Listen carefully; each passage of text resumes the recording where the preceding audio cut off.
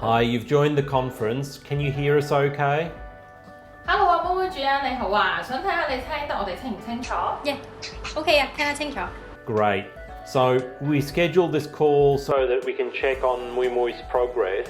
So last time I saw her at the clinic, she was feeling unwell. Her appetite was poor. She was only eating about half as much as normal, and all her lymph nodes were enlarged. And then we started her on chemotherapy. So I would like to check on how she's travelling with all of those problems. How's her appetite? What's happening to the lymph nodes? And how does she seem to be feeling? 嗱，妹妹主任，我哋上次見面嘅時候咧，妹妹咧就唔係太舒服啦，咁佢個食嘢胃口就唔係太好啦，亦都佢個淋巴咧亦都係有脹大咗嘅，咁跟住我哋就開始咗個化療啦。想睇翻咧，佢而家個情況係點樣？佢食嘢胃口 O 唔 OK？你覺得佢整體嘅狀況嚟講咧，你覺得係點樣？整體狀況非常之好啊！佢食嘢嗰度真係食得翻晒啲嘢啦，咁我亦都有自己即係煮啲雞柳啊咁樣俾佢食，咁就大便啊嗰啲都 OK 嘅，咁同埋就好精靈啦。So Mumu Sana said like she basically the dog is doing very well at home, is eating well, so is willing to eat some chicken fillet. It's very bright at home, no diarrhea at all, doing fine at home. That's great to hear. Now, what about the lymph nodes? So when I saw her, she had some large lymph nodes here at the front of her neck, just behind her jaw, and here at the back of her neck near the shoulders, and also on the back legs. And each of her lymph nodes was about this big. What's happened to those lymph nodes since then?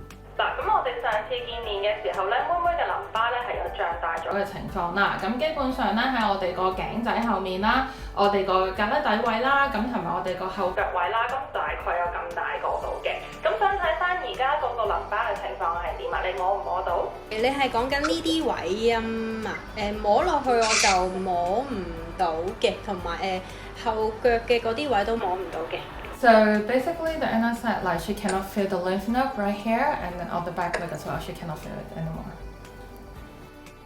That's great. So that's telling me that she's in a complete remission. So all of her lymph nodes have disappeared, and what we expect when dogs go into remission is that all of the signs of disease go. So her appetite will improve, which is what's happened, and all of the other signs related to the lymphoma should disappear, which it seems that they already have.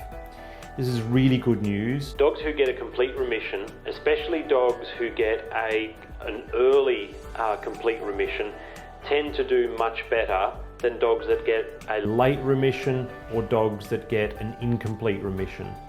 So my expectation is that she will do very well longer term. 咁咧嗱，醫生就話啦，基本上咧，我哋而家見到嘅有嘅病徵咧，咁睇嚟都有一個整體嘅舒緩嘅情況啦。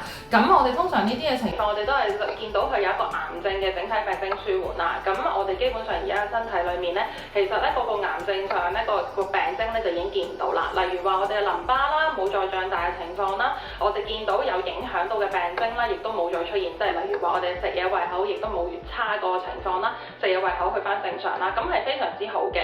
通常咧，如果狗仔咁早我哋有一個完全性嘅癌症舒緩嘅話咧，係比起我哋有一個唔完全有癌症舒緩嘅情況，或者一個好遲之後先有呢一個情況出現咧，係比較良好啲嘅。Now there's one other thing that I wanted to check with you. When I last saw her at the clinic, she was quite pale and her capillary refill time was slow and she was mildly anemic. So I would like you to do the capillary refill time check, and I'd like to see that happen. So can you just lift her lip up and put your finger on her gums to make the pink area go white, and then lift your finger off. And I just want to see that white area change back to pink again. 嗱，我哋咧上一次喺診所見妹妹嘅時候咧，咁佢個微血管咧回沖嘅時間咧就相對嚟講係比較慢啲嘅，咁同埋亦都有出現貧血嗰個情況啦。咁我哋想試下咧教你咧去幫我哋做呢一樣嘢，咁然之後等醫生而家可以即時去睇一睇佢嘅情況。嗱，基本上你掀起佢嗰個口仔嗰個皮嗰個皮仔啦，拎起啦，咁你會見到有粉紅色嘅位置嘅，咁就幫我哋撳落去，撳到佢變咗白色，跟住然之後放手。我哋要睇翻佢嗰個緩衝嘅時間咧係有幾快嘅。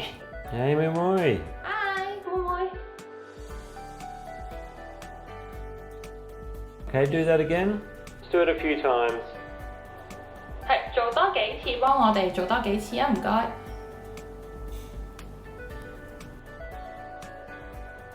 Great, thank you. 係啦，唔該晒你。係啦，醫生都睇得清楚嘅。So what I'm seeing is that she's quite pink. Her capillary refill time is normal now. So my guess is that her anemia is not getting worse and she's feeling less unwell, which fits with what you've told me. 嗱，咁基本上咧，我哋而家睇翻啦，見到佢咧其實都好粉紅啦，佢嗰個牙肉嘅顏色。咁我哋見到佢嗰個微血管嗰個回衝嘅時間咧，亦都睇嚟係正常嘅。咁即係話俾醫生聽咧，基本上佢個貧血嘅情況應該得以去舒緩㗎啦。咁整體嚟講，我哋見到佢個情況咧係有一個進展喺度嘅。Now, do you have any questions about her situation or what's going on or what we're going to be doing with Mui Mui? 醫生想睇翻啦，咁你會唔會有其他嘅問題想問佢，或者你會唔會想知多少少關於之後嘅情況啊，或者有啲乜嘢地方係唔清晰嘅？仲想有樣嘢問就係關於佢啲補充品嘅嗰啲會唔會有啲咩需要咁樣 So I want to ask, like, is there any supplement needed for Mui Mui at the moment? It's a really good question and it's a very common question. So I don't generally recommend supplements. What's really important is that she eats and that she eats well and enough to maintain or increase her body weight. She was a bit underweight when I last saw her, so I would like her to be eating enough to gain weight. And to do that, we want her to be eating things that she likes and if possible for those to be balanced dog foods. So if she finishes everything she eats, you can just give her more. There's no limit to how much she can eat at the moment. She's got a lot of catching up to do. 嗱，醫生就話啦，基本上咧其實就冇話一個好大嘅建議，就係講關於任何嘅補充劑啦。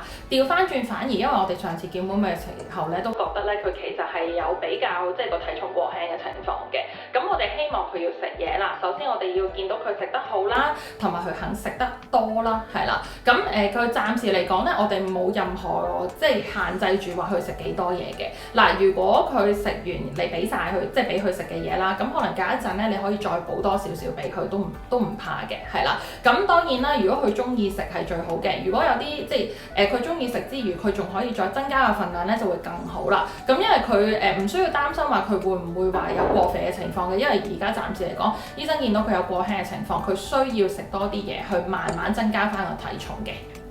It's great that she's feeling well and that she's regained her appetite. But we're entering that period from day 4 to day 7 where it is possible for her to get gastrointestinal side effects.